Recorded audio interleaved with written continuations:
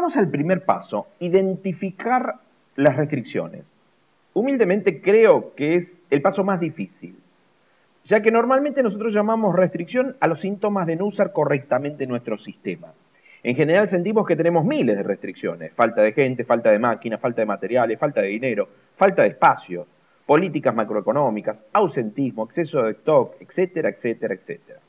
La teoría general de los sistemas sostiene que cualquiera sea el sistema y su meta, siempre hay unos pocos elementos que determinan su capacidad, sin importar cuán complejo o complicado sea. O sea que hay que sacar maleza, señores, porque estamos tan confundidos, tenemos tanto lío que creemos que hay más restricciones de las que hay. La teoría de los sistemas dice claramente que son algunos componentes básicos que tenemos que detectarlos, y para detectarlos vamos a ver que no es tan sencillo, y limpiar de maleza alrededor. ¿Cómo identificamos estos elementos? Ante todo, restricción no es sinónimo de recurso escaso. Es imposible tener una cantidad infinita de recursos.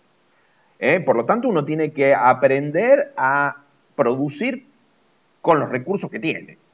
Lo que sí hay que ver si esos recursos están bien aprovechados o no, que es otro tema que lo vamos a pasar a analizar ahora. Se dice que básicamente, como lo hemos visto, hay dos tipos de restricciones. Las físicas, que es la escasez de materia prima, una máquina muy cargada, gente con una habilidad determinada, el mercado, donde solo podemos decir que existen restricciones físicas cuando ya han sido eliminadas las restricciones políticas.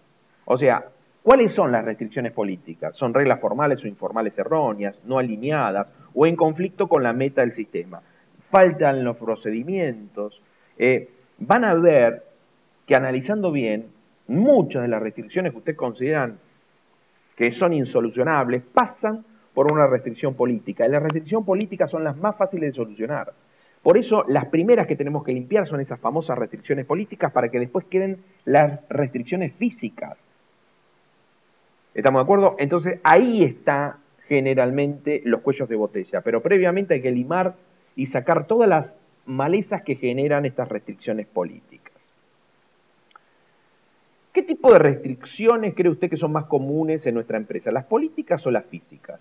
Definitivamente las políticas, que son las que primero tenemos que eliminar y que son las más sencillas. Reglas formales o informales que impidan al sistema alcanzar un mejor desempeño en relación a su meta. Como consecuencia de la existencia de restricciones políticas, no se puede obtener el máximo provecho de los escasos recursos que tiene la empresa. Las afirmaciones del párrafo anterior parecen una exageración, pero tienen bastante sentido si tenemos en cuenta que las organizaciones son sistemas y que no las estamos gestionando como tales. El hecho de que existan restricciones políticas es una muy buena noticia, ya que si conseguimos identificarlas, realmente son mucho más fáciles de remover. Y los cuellos de botella físicos tenemos que aprender a convivir, a lo sumo los podemos mejorar. Entonces, ¿cómo hacemos? Volvemos a repetir de vuelta para identificar qué tipo de restricciones son las que tiene mi empresa. La teoría de las restricciones propone construir lo que nosotros llamamos un árbol de realidad actual, que es una técnica que permite explicitar las interdependencias que existen en el sistema en estudio y encontrar los problemas medulares o restricciones. Por ejemplo, un error bastante típico en operaciones es considerar que la restricción es el lugar donde se acumulan los stocks dentro del sistema. Esto no es siempre correcto, sino que depende de las interdependencias que existen. Y veamos algunos ejemplos para que usted lo entienda. En un hospital, un médico tiene la sala llena de pacientes. Se podría pensar apresuradamente que la restricción es del médico. Analizando las interdependencias, se descubrió que una vez que entra el paciente al consultorio, el médico está varios minutos esperando que le llegue la historia clínica correspondiente. Entonces, ¿cuál es la restricción? ¿Es una restricción física, que sería el médico, o es una restricción política? Es una restricción política. Sigo, en una fábrica hay mucho stock de producto en proceso delante de la máquina A y el puesto de ensamble B. Se podría pensar apresuradamente que ambos son restricciones.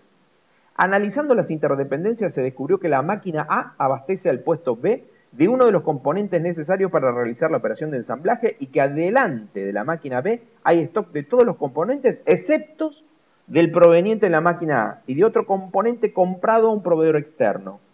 Compras dice que el proveedor en cuestión no le entrega el componente por falta de pago. ¿Cuál es la restricción del sistema? ¿Es física o política? De no tener los proveedores adecuados para el abastecimiento. Es política. Estos sencillos ejemplos muestran que es fundamental explicitar todas las interdependencias que existen del sistema que queremos mejorar, ya que de ese modo se puede descubrir cómo impactan las decisiones de un área o departamento sobre las otras áreas y departamentos, y donde vamos a descubrir que la mayoría de las restricciones que nosotros tenemos son políticas, que hay que arreglar, hay que mejorar los procedimientos, sacar las malezas y después sí analizar lo que nosotros llamamos las restricciones en serio, las restricciones físicas, sobre las que tenemos que mover toda nuestra estructura de fábrica. Esto es un tema importantísimo y espero que lo hayas entendido, si no vuelva a ver el video de vuelta. Como para seguir avanzando con los ejemplos, hay distintos tipos de restricciones para que usted vea una clasificación, para que vea todas las restricciones que hay, son muchísimas.